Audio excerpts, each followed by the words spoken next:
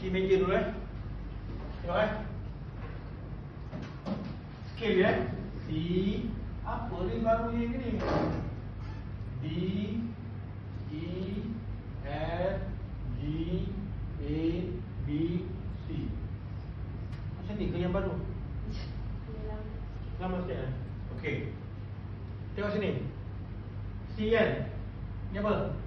E kan? E. G.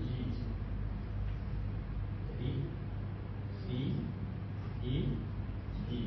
Kod 1, kod 2, kod 3, kod 4, kod 5, kod 6, kod 7, kod 1 lagi. Sebab apa dia ada Roman kecil, Roman besar? Roman kecil ni dia akan jadi minor. Roman besar dia akan jadi major. Okey.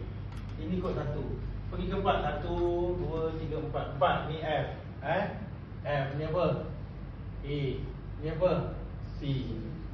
Okey, ini adalah F, A, C. Kod 5 pula. Ni apa? G. Lepas tu ni apa? B. Ni apa? D lah.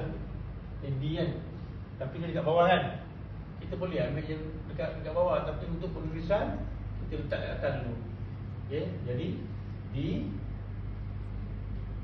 G lah. Astagfirullahaladzim. G, B, D. Ni adalah bentuknya. Okey, stop. Main.